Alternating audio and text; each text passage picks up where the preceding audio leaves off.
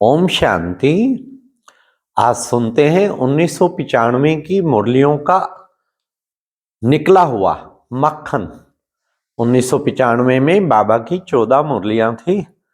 हर मुरली से एक विशेष ऐसी पॉइंट जो ब्रह्मास्त्र की तरह और एकदम ऊंची स्थिति में बना दे। तो उन 14 मुरलियों से ढेर सारी पॉइंट निकली, पहले 200-300 पॉइंट, उनमें से लास्ट 14 पॉइंट निकाली हैं, एक एक मुरली से एक पॉइंट। तो बहुत ही शक्तिशाली स्थिति बनाने वाली। चलो सुनते हैं 1985 की मुरलियों से निकला हुआ मक्खन। नंबर 1, ब्रह्मा बाप का तीसरा कदम। बाप शिक्षक और सतगुरु के फरमान बरदार बने। हर फरमान को जी हाजिर कहा। जी हाजिर, सदा हजूर, हाजिर और नाजर। कभी ब्रह्मा बाप से शिव बाप अलग नहीं हुए, हाजिर नाजर रहे ना। और चौथा कदम है वफादार। कभी भी मन से, बुद्धि से, संकल्प से बाप के बेवफा नहीं बनना। वफादार का अर्थ है एक बाप दूसरा ना कोई। संकल्प में भी देह और देह के संबंध, देह के पदार्थ व देहधारी व्यक्ति आकर्षित ना करे, ऐसे फॉलो फादर। नंबर 2, ब्राह्मण जीवन का श्वास है उमंग और उत्साह। उमंग उत्साह कम क्यों होता है? बाप दादा कहते हैं सदा वाह वाह कहो, बस वाह वाह करते रहो। वाह बाबा, वाह रे मैं, वाह ड्रामा, वाह रे पाठधारी, तो उमंग उत्साह भरपूर रहेगा। लेकिन बच्चे क्या करते? वाह वाह की बजाय भाई भाई, ये ऐसा क्यों करता, ये ऐसा क्यों करती, ये ऐसा क्यों, ये ऐसा परिस्थिति क्यों। अगर कोई भी परिस्थिति में वाही शब्द आ जाता तो उमंग उत्साह का प्रेशर कम हो जाता। कितना अच्छा उत्तर बाबा। बाप दादा कहते हैं वाह वाह कहो और कहते क्या है? भाई भाई। अगर फ्लाई शब्द याद रखो तो वाही खत्म हो जाएगा। फ्लाई कर जाओ, और फ्लाई करोगे जब वाह वाह करोगे। थर्ड, बाप दादा बहुत सहज शब्दों में युक्ति बता रहे हैं कि जब भी कोई परिस्थिति या प्रकृति हलचल के रूप में आए तो शब्द याद रखो। विधि क्या है? वो कौन से 2 शब्द याद रखने हैं जिसकी विधि है? या नाट करो या डांट लगाओ। नाट या डांट, 2 शब्द। अगर कोई बात रॉन्ग है तो यही सोचो, नाट माना नहीं करना है, और ना सोचना है, ना करना है, ना बोलना है। और डांट लगा दो तो नाट हो ही जाएगा। डांट बिंदु, बस सोचा नाट लगाओ डांट, सोचो नाट लगाओ डांट। फुल स्टॉप, बिंदे। कितने सुंदर बाबा के शब्द है। नंबर 4, सदा संतुष्ट रहने की विधि है। सदा अपने सामने कोई ना कोई विशेष प्राप्ति को रखो, क्योंकि कोई भी प्राप्ति भूलती नहीं है। बाप से क्या क्या मिला, कितना मिला, कितने गुण मिले, कितने शक्तियां मिली, कितने नशे मिले, कितने टाइटल मिले सम्मान के।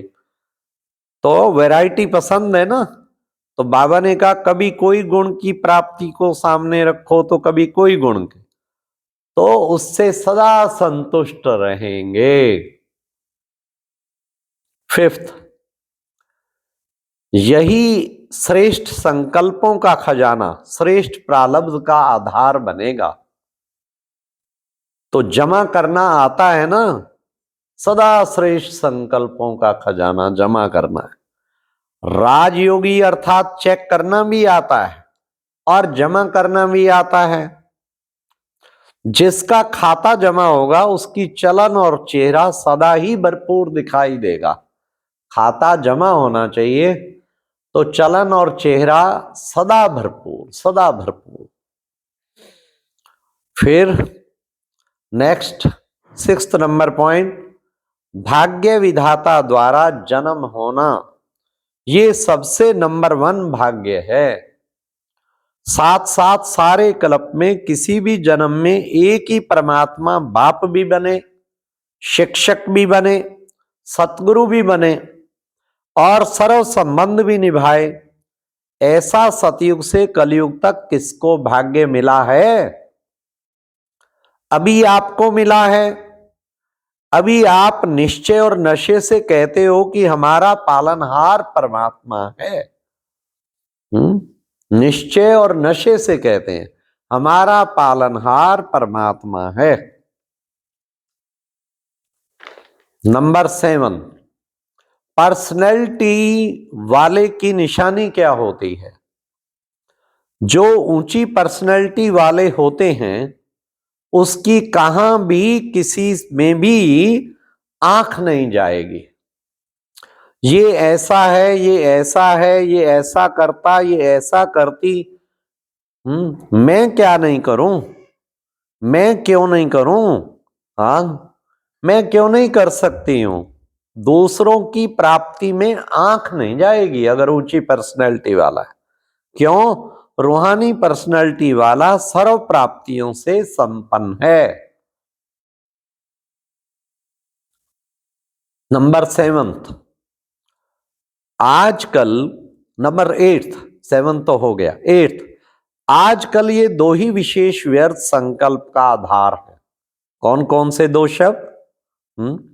अभिमान और अपमान। तो आप जब सेवा पर जाओ तो चेक करो, 2 बातें, अभिमान और अपमान, यही 2 व्यर्थ संकल्पों का कारण मिलेंगे। मेरे को कम क्यों? मेरा भी ये पद होना चाहिए, मेरे को भी आगे करना चाहिए। इन दोनों को न्यौछावर कर दिया तो बाप समान बनना मुश्किल नहीं है। नेक्स्ट 9th, जो बच्चे आदि समय पर बाप का स्नेह दिल में धारण कर लेते हैं तो दिल में परमात्म स्नेह होने के कारण और कोई स्नेह आकर्षित नहीं कर सकता। सुबह सुबह अमृत वेले बाबा का स्नेह जिसने खूब दिल में धारण कर ली उसको दूसरा कोई स्नेह कर नहीं सकता, आकर्षित नहीं कर सकता। नेक्स्ट 10वां, बच्चों के पुरुषार्थ का समय वेस्ट क्यों जाता है? क्यों जाता है? चाहता कोई नहीं है, सब चाहते हैं कि हमारा समय सफल हो, लेकिन बीच बीच में कहां आधा घंटा, कहां 15 मिनट, कहां 5 मिनट वेस्ट चला जाता है। उसके 3 कारण। पहला, चलते चलते श्रीमत के साथ साथ आत्माओं की परमत मिक्स कर देते हैं। दूसरा, परचिंतन, और उसका सबचिंतन कभी नहीं चलेगा। परचिंतन वाले का शवचिंतन कभी नहीं चलेगा। कोई भी बात होगी, परचिंतन वाला अपनी गलती भी दूसरे पर लगाएगा। तीसरी बात है परदर्शन। तो ये बाबा ने 3 बातें कही, परचिंतन, परदर्शन और परमत। तो ये खत्म हो जाए फिर टाइम वेस्ट तो ही नहीं होगा। 11वां नंबर, अगर नंबर 1 निश्चय है तो चलते चलते मुख्य पवित्रता धारण करने में मुश्किल नहीं लगेगा। यह है निश्चय बुद्धि, आत्मा की निशानी, उसे मुश्किल नहीं लगेगा। अगर पवित्रता संकल्प मात्र भी हिलाती है तो समझो नंबर 1 फाउंडेशन कच्चा है, कहीं ना कहीं निश्चय में कमी है, तब हिल रही है। क्योंकि आत्मा का स्वधर्म पवित्रता है, अपवित्रता परधर्म है और पवित्रता स्वधर्म है। जब स्वधर्म का निश्चय हो गया तो परधर्म हिला नहीं सकता। नेक्स्ट 12वीं पॉइंट, आज का पाठ दे रहे हैं व्यर्थ बोल व किसी को भी डिस्टर्ब करने वाले बोल से अपने को मुक्त करो। व्यर्थ बोल व किसी को भी डिस्टर्ब करने वाले बोल से अपने को मुक्त करो। व्यर्थ बोल मुक्त। बोल की इकोनॉमी करो, अपने बोल की वैल्यू रखो। जैसे महात्माओं को कहते हैं ना सत्य वचन महाराज, तो आपके बोल सदा सत्य वचन अर्थात कोई ना कोई प्राप्ति कराने वाले वचन हो। यह है सत्य वचन की बात। 13, हर एक स्थान में चाहे छोटे चाहे बड़े सभी में चेक किया कि सेवाधारी तन से, मन से, धन से और सेवा के संबंध संपर्क से कितने प्रसन्न हैं। बीमारी की महसूसता कि मैं कमजोर हूं, मैं बीमार हूं, ये बीमारी को बढ़ा देती है, क्योंकि तन का प्रभाव मन पर आ गया ना, तो डबल बीमार हो गए। कलयुग का वर्तमान समय सबसे शक्तिशाली फ्रूट ये दवाइयां हैं, तो खा लो प्यार से, उनसे नफरत नहीं करो, उन्हें भी प्यार से खा लो। लास्ट 14th नंबर पॉइंट, दूसरी आत्मा काला कोयला भी हो, एकदम तमोगुणी आत्मा हो, लेकिन आप क्या देखेंगे? कोयला देखेंगे या डायमंड देखेंगे? डायमंड देखेंगे ना, तो आपकी दृष्टि पड़ने से उसका भी कालापन कम होता जाएगा। डायमंड जुबली में बस यही सेवा करनी है। कौन सी? अमृत वेले से रात्रि तक जितनों के भी संबंध संपर्क में आओ तो डायमंड बन डायमंड को देखना है। अमृत वेले से रात्रि तक जितनों के भी संपर्क संबंध में आओ तो डायमंड बन डायमंड को देखना है। तो कितना सुंदर प्यारे बाबा ने बताया, डायमंड बन के डायमंड को देखना है। तो अब कोशिश यही करनी है सदा सबको डायमंड बन के डायमंड देखना। और एक एक पॉइंट कमाल की है, इसे तो रोज एक बार पढ़ो तो एक एक पॉइंट शक्तिशाली, उड़ा देने वाली, ऊंची स्थिति पे टिकाने वाली। तो ऐसा पुरुषार्थ करके औरों को भी कराते रहे। अच्छा, ओम शांति। ये था 1995 की मुरलियों से निकला हुआ मक्खन। ओम शांति।